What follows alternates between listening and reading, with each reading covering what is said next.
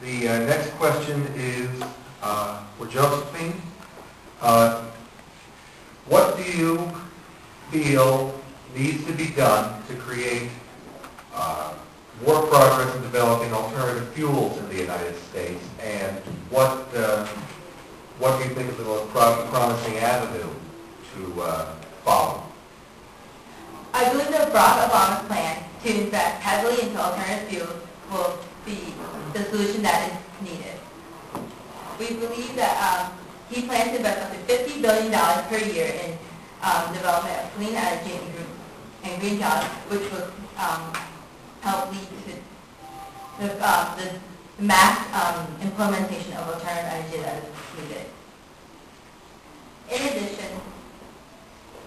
In addition, he proposed spending over $150 billion over 10 years in just research and development on these renewable energies so that the best technology is available.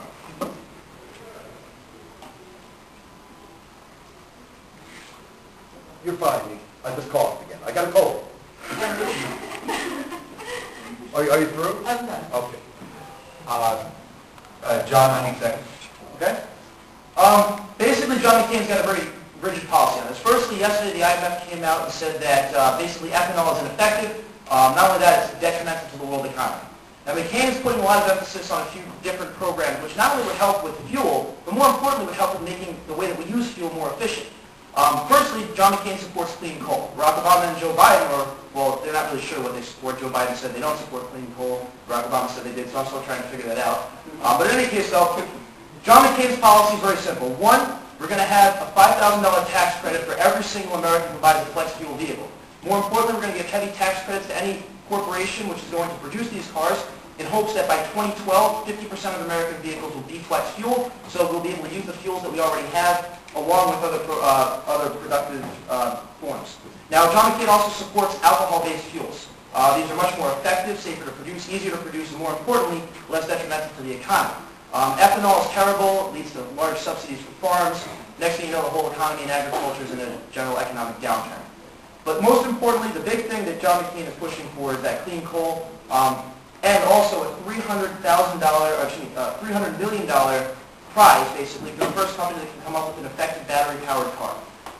We have the technology. The car would be able to run basically at 70% efficiency right now as opposed to what we're currently running on. It would up gas mileage to over 60 miles per gallon. This would be done by 2012, and basically we'd be able to use effectively the fuel that we have. It's going to take a long time to convert, but Brazil was able to do this in about 3 years. They went to about 70% of their cars being flex fuel, a lot of them also being very environmentally friendly due to other additions. Thank you. Josephine, 30 seconds. Well, it may seem like McCain's plan is comprehensive.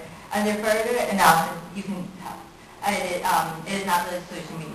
The $3 million prize that John Jensen just mentioned is not nearly enough. $3 million for a battery car, that is not enough investment that we need. That will not be able to substantiate the research that we needed for battery cars and other fuel-efficient cars. In addition, John Jensen claims that ethanol will have a detrimental effect on the economy. The opposite is true.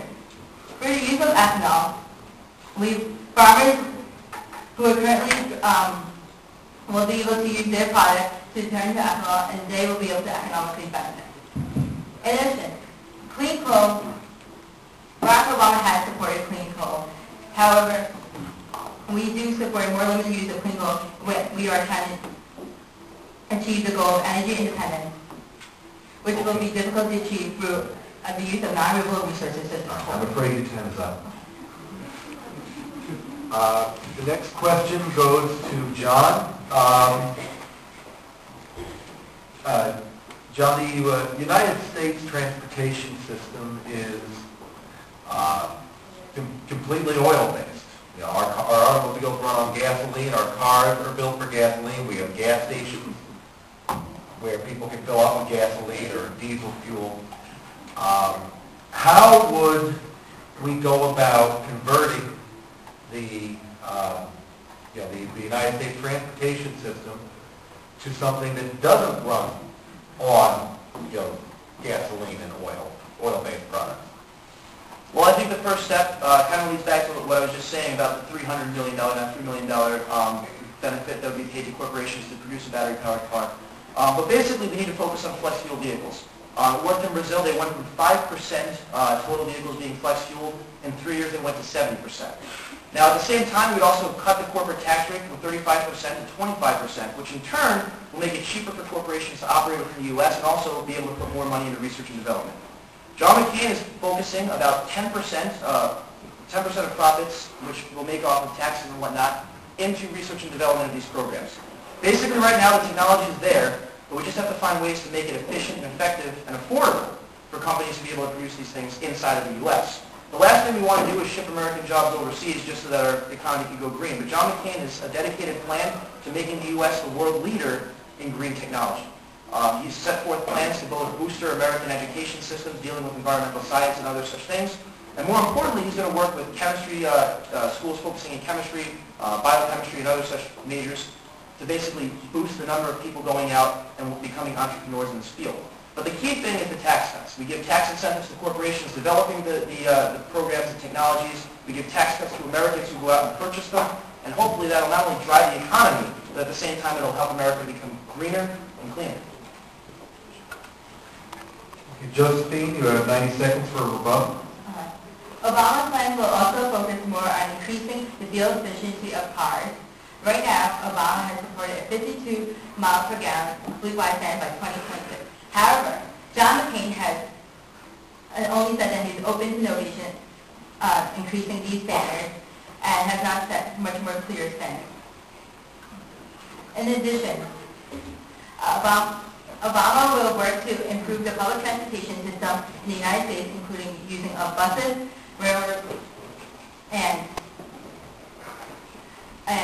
subways, and moving these public transportation systems to hybrid, electric, and other